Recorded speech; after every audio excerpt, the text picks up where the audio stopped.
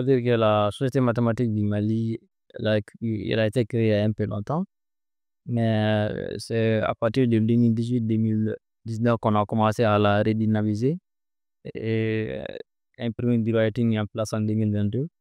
Et, et je suis le deuxième président après la redynamisation depuis 2024, 2023-2024.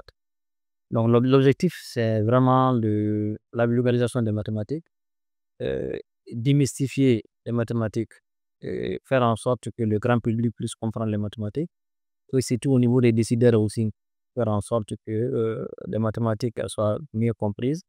Au niveau des établissements d'enseignement supérieur à tous les niveaux, c'est aussi que faciliter l'enseignement des mathématiques, et surtout au niveau des apprenants. Parce que, comme vous le savez, à chaque fois qu'on parle de mathématiques, les gens ont peur. Donc, l'idée, c'est vraiment faire en sorte que expliquer au grand public que les mathématiques sont accessibles à tous. Il suffit juste de s'y intéresser et que ce n'est pas une discipline comme on voudrait le dire mystérieuse, ou bien il faut avoir un, un certain niveau, il faut avoir une certaine qualité pour le faire. Et alors, l'objectif vraiment, c'est ça. C'est pour permettre que les gens s'épanouissent en faisant les maths.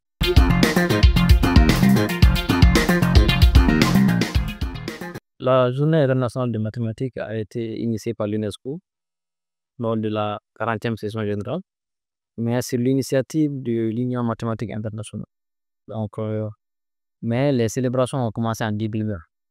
Alors, comme je l'ai dit, l'objectif vraiment de cette journée, comme vous le savez, il y avait beaucoup de journées, mais il n'y avait pas de journée de mathématiques. Donc, c'est l'amélioration de la compréhension auprès du grand public, des décideurs et dans les écoles, de l'importance des mathématiques, mais aussi de souligner l'importance des mathématiques dans tout ce qui concerne le développement économique, social euh, des pays. Voilà, donc l'UNESCO a initié ces journées dans ce cadre-là. Donc chaque année, chaque pays organise ça le 14 mars. Mais pour des contraintes techniques, cette année, nous avons organisé jusqu'en juillet. Et on a profité aussi de cette occasion parce que chaque année, au niveau du département de mathématiques et informatique, nous faisons ce qu'on appelle des journées scientifiques. Donc, ces journées scientifiques-là, vous allez remarquer que c'est les mêmes acteurs qui sont dans les deux, au niveau du département, au niveau de ces mathématiques. Donc, on a dit qu'on va coupler les deux. Donc, on avait pris plusieurs dates, hein, mais par rapport à certaines contraintes, c'est jusqu'en juillet qu'on a pu le faire. Donc, c'est couplé aussi ces journées scientifiques du département, on les a maintenant érigées en conférence nationale de mathématiques et informatique. Ça, c'est la première édition. Donc, l'objectif là-bas aussi, de permettre aux chercheurs, aux enseignants-chercheurs, aux professionnels du domaine, de venir débattre des sujets divers et surtout de trouver des ponts entre les différentes disciplines et échanger surtout avec les étudiants et le doctorat, etc.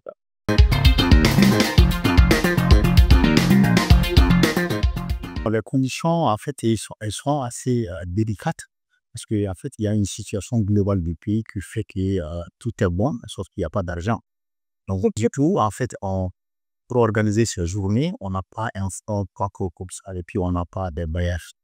Donc, généralement, on envoie des soutiens à des structures qui sont censées faire de la maths et au niveau des instances supérieures de l'université. Et puis aussi les structures de l'État, les différents ministères peuvent avoir des relations implicites avec la mathématique. Donc, et puis on fait des collègues. Et puis parfois on demande aussi, bon, pas parfois, mais généralement, on demande aussi à mes collègues du département de maths et informatique de faire une contribution. Parce qu'en réalité, ces conférences font partie de nos activités en tant qu'enseignant-chercheur. Parce qu'un enseignant-chercheur n'est pas évalué uniquement en termes d'enseignement, mais il est aussi essentiellement évalué en termes de travaux de recherche. Et dans toutes les unités d'évaluation, il y a une partie, il y a une composante essentielle qu'on appelle les communications. Les communications, c'est les exposés dans les conférences de ce genre. Donc, au sens, ces conférences, ces éléments dans le dossier, donc on va évoluer en termes de garde. c'est vraiment quelque chose d'absolument essentiel. Mais sauf que la condition financière du pays fait que c'est un peu plus compliqué à organiser. Donc, je dirais que cette conférence, si en l'organisant sur fonds propres, puis via aussi soutien certains.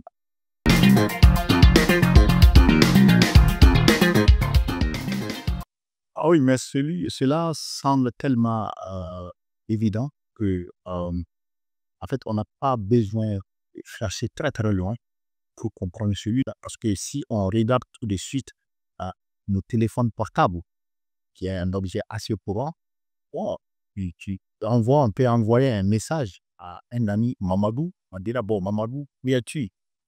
Bon, c'est juste un message banal. Mais sauf qu'il y a un code mathématique qui se cache derrière. Et comment se fait-il que quand j'envoie un message à mon ami Mamadou, à son numéro, mais comment se fait-il que les autres ne reçoivent pas la même chose?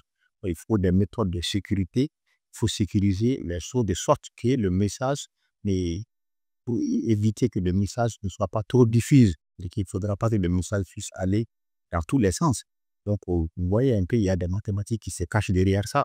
Donc, vous partez à la banque avec une carte bancaire ou avec le carte chip, tu retires de l'argent.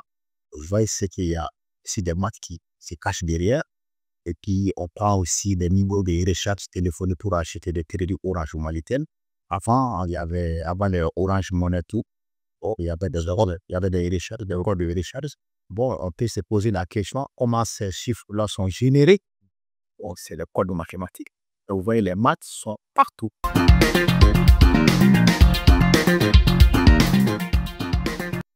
Oui, c'est une impression parce qu'il y a même récemment, lors d'une visite au niveau de l'Orange, on nous a posé le même type de questions.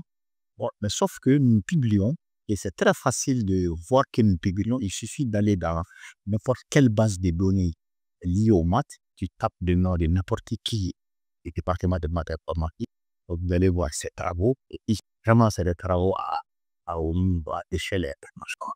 Donc, on publie des articles dans des gros journaux, qui pas des journaux moyens, puis les journaux à tous les niveaux. Donc, c'est juste mes impressions parce que, en réalité, les maths à ces niveaux ne sont pas accessibles à tout le monde. Ce n'est pas quelque chose de commun comme les choses qui nous portent. Et puis, ce n'est plus les théorèmes de Pythagore que tout le monde connaît. Donc, vous verrez qu'essentiellement, il n'y a pas quelqu'un dans le département de maths informatique qui n'a pas un théorème à son nom. Ça veut dire qu'il y a un résultat qui n'était pas connu avant lui. Donc, c'est vraiment, les gens, on essaie de pousser les maths et puis on continue à les pousser. Mais c'est pas des niveaux élémentaires. Parce que tout ce qui se trouve à des niveaux élémentaires, on est obligé d'aller un peu au-delà de l'élémentaire.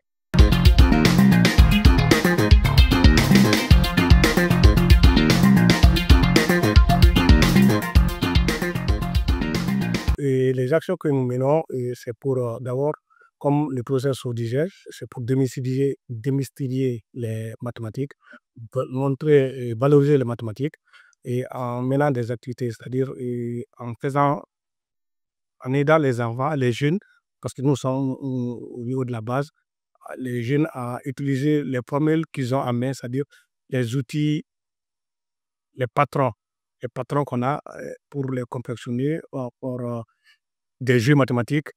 Comme on dit, maths et jeux vont ensemble. Il y a des jeux mathématiques qu'on mène dans les cours de récréation dans les différentes écoles. Il y a aussi les concours, et puis on organise des concours pour permettre moins les talents de les récompenser. Ça va susciter d'autres jeunes à s'intéresser.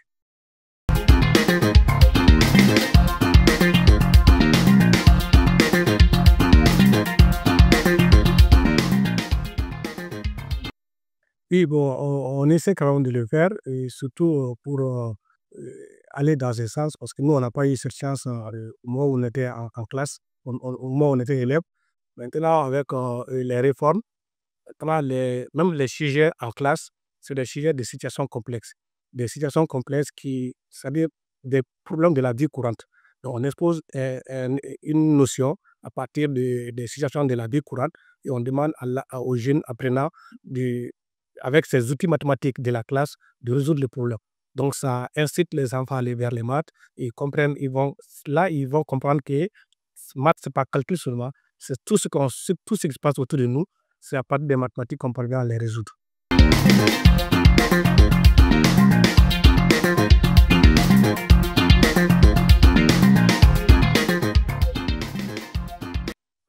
On a envoyé des lettres à certains partenaires. Voilà. D'autres ont répondu favorablement. Bon, il y en a qui ont répondu favorablement. Il y en a, par les temps qui courent, n'ont pas pu nous aider. Mais bon, quand même, on affiche et dévoyé avec ce premier. Donc, parmi ceux qui ont répondu favorable à notre demande, il y a le ministère de l'Enseignement supérieur, le ministère de l'Éducation nationale, l'armée de l'air, et les structures de l'enseignement supérieur comme l'ENI, la FSEG, de CENU et même la FST, Eventus Mani, voilà, qui nous ont aidés à préparer cette journée et aussi les journées qui vont venir, les journées scientifiques. C'est toujours la recherche des partenariats. Voilà, les partenariats gagnant-gagnant. Et surtout, essayer d'accompagner nos lauréats.